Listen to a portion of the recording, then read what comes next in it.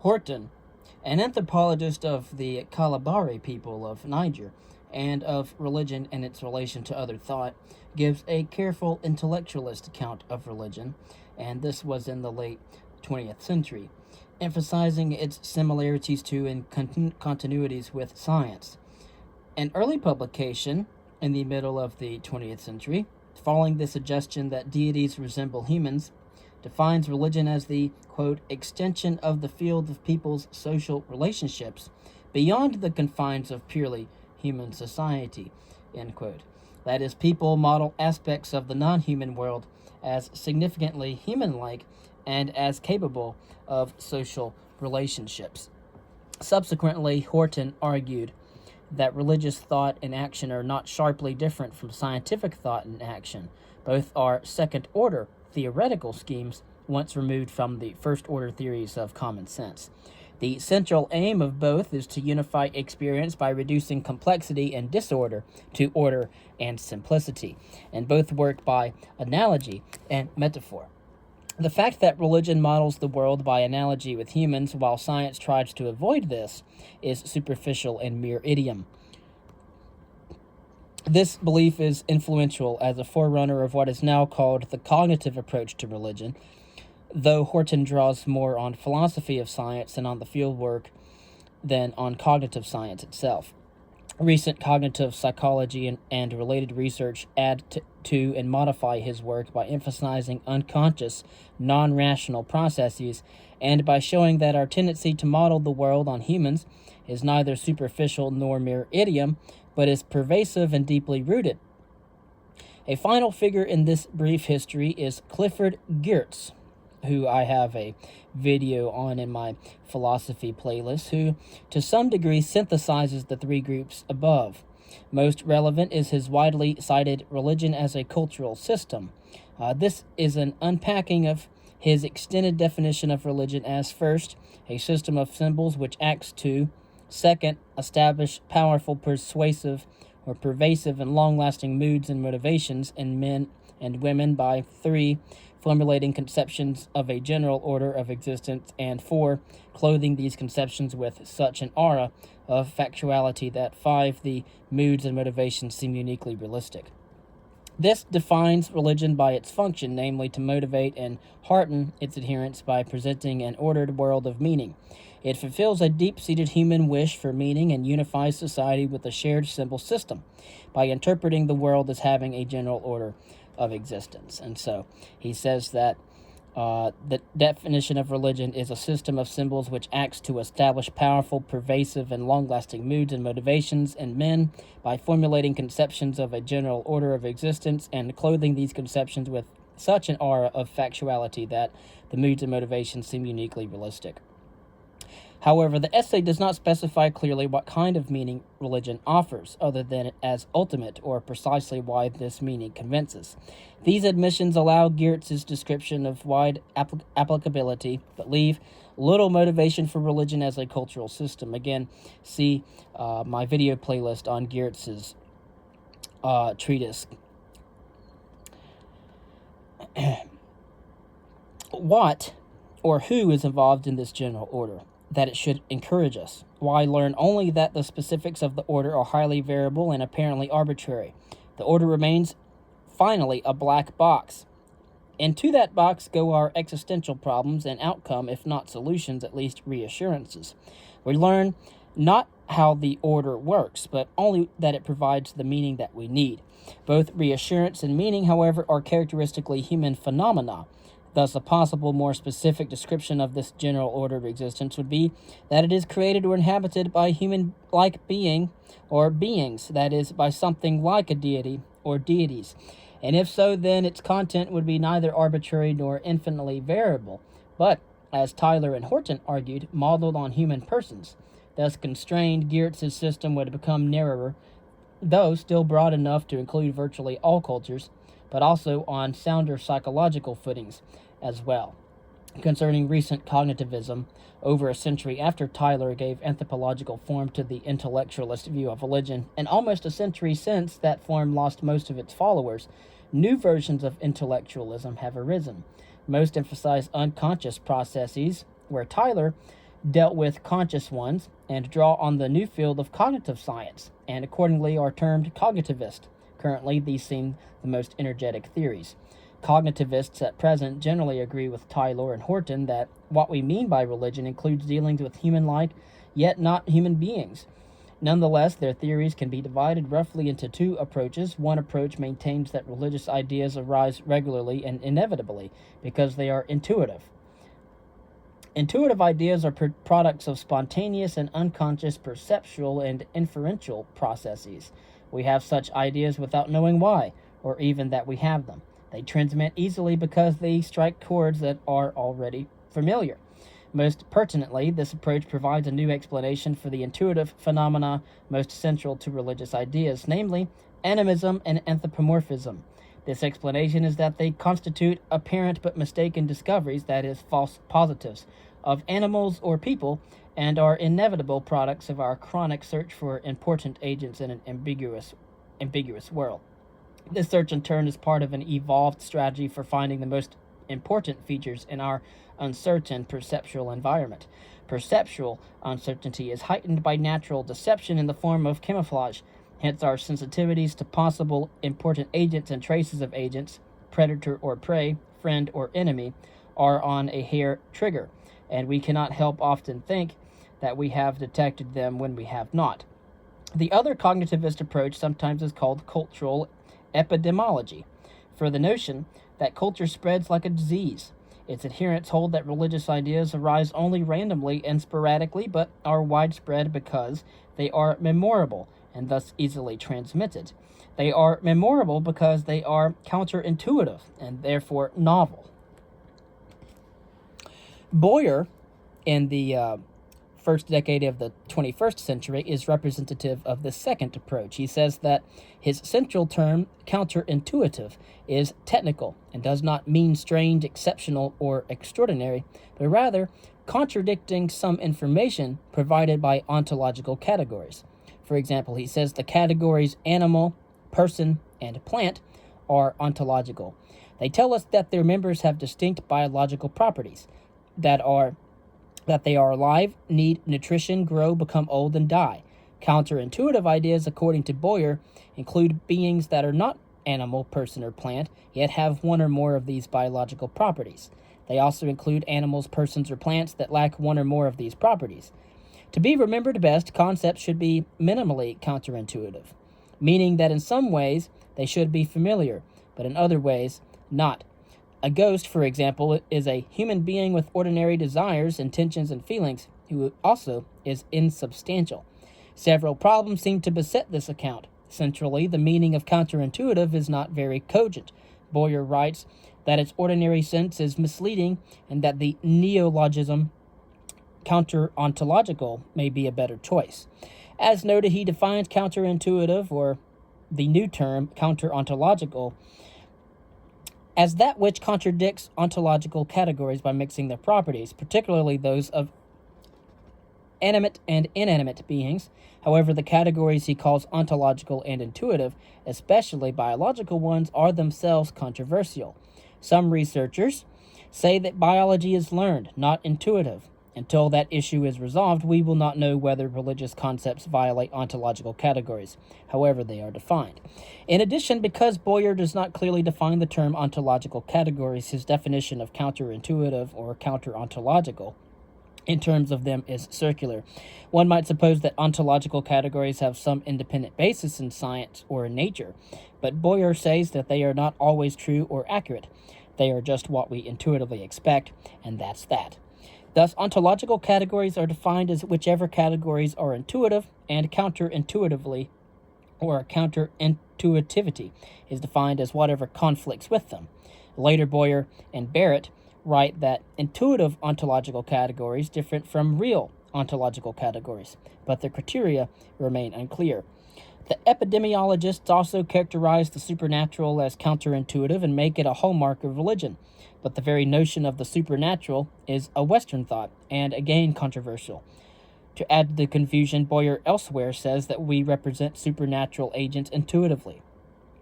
Although the epidemiologists claim to explain religion by explaining what makes it memorable, a more parsimonious approach to memory would be that of information theory. This holds simply, in information theory, that an event is memorable to the degree that it is unusual, thus making moot the fraught question of what is and is not counterintuitive. A last problem with the epidemiological theory of religion is that it is inconsistent with Darwinian evolution. According to Darwin, major features of organisms, including perception and cognition, are selected for their usefulness. Accordingly, perception and cognition have evolved so far as to provide useful information from a pragmatical standpoint, that of a functionality, which is to say, veridical information that meets specific needs. The cultural epidemiologists, in contrast, claim that the human mind has evolved to favor information that is paradoxical and false, or counterfactual, as they put it. Some evidence, in addition to the putative example of religion, is needed that this is so, and some explanation is needed for such an odd evolutionary turn. Occam's razor, for example, recommends that we look instead for a more economical explanation of religion. Such an explanation is offered by the first cognitivist approach mentioned above. This maintains that religious ideas, and especially three particular conceptual features, are widespread because they are intuitive. The first two features are distinct, though related senses of animism, which is that of concepts of spirit beings, which are human-like beings who may be invisible and or more or less insubstantial, and that of attributing life to phenomena that biologists consider non-living things. The third feature is anthropomorphism, which is the attribution of human characteristics to non-human phenomena. These three are linked and, to a degree, arise from related dispositions and processes. They frequently or always are present in religions. The belief in spirit beings that Tyler said defines religion still is central to it for many Westerners. Although some deities, such as the early Christian God, are embodied and substantial, many others often are invisible and more or less insubstantial. The epidemiologist, as noted, finds such beings as counterintuitive. However, recent ethology, psychology, and philosophy suggest that these beings are not counterintuitive for most people. Ethology indicates that as an evolved response to our biological world, we are more sensitive to behavior, to spontaneous or irregular motion, for example, than to form. Hence, the questions of whether and how an agent is embodied are secondary questions. For example, young infants try to interact with mobiles as though they were social beings. This flexibility concerning embodiment reflects a real world in which animals conceal their form in many ways. How they look, therefore, is less important than how they act. Moreover, many animals obscure their location and their direction of movement, for example, by complex schooling or flocking. In addition, such minute forms of life as viruses and bacterium have been able both to be invisible and intangible throughout most of human history. However, their effects on us often have been perceived as the effects of agents, for example, demons. Thus, unconscious perception of agency without definite shape or location has a basis in experience over the course of human evolution. Further, a subjective reason why disembodied agency is intuitive is that we conceive ourselves and the selves of others as immaterial. A contemporary philosopher in the late 20th century argued that in most of our self-awareness, the body is absent unless we are in some discomfort. Normally, our attention is instead to our external environment, hence normal experience is disembodied. Moreover, the human theory of mind holds that minds, phenomena that we intuitively regard as of greatest importance, are by nature unobservable. They are postulated behind events rather than on the surface. Fueled perhaps by our deep appreciation of the idea of mind, we even imagine an unseen controller or observer behind the processes of our own minds. This controller is the self that Lakoff and Johnson call the subject, which cross-culturally is the locus of consciousness, subjective experience, reason, will, and our essence. Of course, people everywhere unconsciously conceive it as immaterial and disembodied. Being it disembodied, it survives death, and in some religions is called the soul or a spirit. Recent experimental evidence also indicates that we intuitively see our deepest selves both as disembodied agents and as surviving death. Work in cognitive psychology in the 21st century suggests that young children, and to a large extent adults, default to a model of post-mortem continued sentience because they have no model for mental non-existence. Using puppets to tell children a story in which a mouse is eaten by an alligator. Some have found that while young children understood or comprehended that the mouse's death ended its capacity to run and to eat, they supposed that it still could be hungry or sad. Thus, their conception of the mind remains the same, although the body is now missing. Hence, their assumption of continued mental functioning does not appear as an extra hypothesis, but rather as the absence of one. And we conclude that the virtual universality of afterlife beliefs reflects innate cognitive biases about the mental state of dead agents.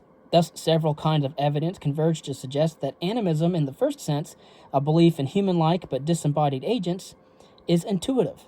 A second sense of animism, advanced notably by Piaget, a French psychologist and now standard among psychologists, is the tendency to consider things as living and conscious, that is, to attribute sentient life to non-living things. Evidence from varied sources suggests that animism, in this sense as well, is intuitive. One kind of evidence will suffice here. This is our multimodal group of special sensitivities, several of which we share with other animals to features of our environments that may reveal the presence of complex animals, such as insects, fishes, reptiles, birds, and mammals. We react automatically to such features as spontaneous motion, eye spots, bilateral symmetry, and faces, each of which we tend to interpret as a sign of life. The third conceptual feature of religion, anthropomorphism, the attribution of human characteristics to non-human things or events, appears intuitive as well. Evidence includes its sheer diversity and pervasiveness at varied levels of perception and cognition. Forthcoming, Thomas Mitchell included anthropomorphic linguistic and visual structures of which speakers and viewers are unaware, and our intentional stance in related theology. Animism and anthropomorphism are byproducts of a general cognitive stance. This strategic stance, which includes the intentional one, constitutes a good bet in the face of perceptual uncertainty.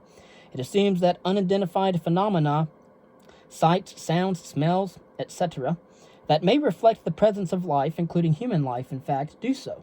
But another way, it is a stance in which sensitivity to possible signs of life is high, and the threshold for accepting them as such is low.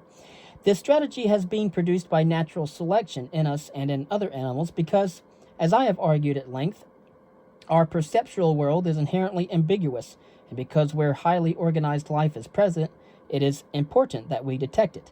Moreover, the ambiguity of perception is exacerbated by natural deception, including camouflage and mimicry. Because most of our predators, prey, and social others, including our fellow human beings, have a highly evolved capacity to hide themselves, it is a good strategy to assume that any given ambiguous shape or sound that we encounter indicates their presence. The most pertinent information that we can detect usually is that some animal, especially some human, is at hand. Other chronic perceptual uncertainty, our default assumption, therefore, is that irregular or spontaneous motions, face or eye-like shapes, novel sounds, symmetries, designs, or other salient phenomena are signs that some animate being is present. If we assume that one is present, we can prepare for flight, fight, or social overtures. When that assumption is correct, we benefit by our readiness. When it is mistaken, as is often the case, we lose little. In retrospect, we call the mistake animism or anthropomorphism. Thus, these mistakes are not themselves motivated, but rather are the byproducts of a cognitive system that is motivated. This system necessarily has evolved to detect significant organisms wherever they may exist. To conclude, despite over a century of anthropology of religion, its theories remain very diverse and contentious. In the last 2 decades, however, cognitivism has reemerged in the 21st century as the leading theoretical orientation. Of its 2 main subdivisions, I have advocated that which considers religious thought and action intuitive. In this view, the animism and anthropomorphism central to religious thought and action are not unique, but are subsets of our general animism and anthropomorphism. They are distinguished from the general set, only by their relative systemization and gravity. No clear line distinguishes religions from other thought and action. They are not themselves selected for, nor are they a unitary phenomenon. Rather, they are a family of side effects of our perceptual and cognitive proclivities, linked to each other by our search for order and meaning. Religions, like other animism and anthropomorphism, may be put to varied uses. However, these uses neither account for their existence nor guarantee that they are beneficial. Ultimately, religions are products of evolutionary chance, unintended consequences of prior evolutionary products. Looking for a function in them, our intuitive bent is an aspect of our teleology. That teleology, the search for meaning or purpose, which assumes meaning and purpose in the world in general, is itself one more component of our anthropomorphism. Postmodern anthropologists, however, decry comparativism and maintain that one can interpret only one culture at a time.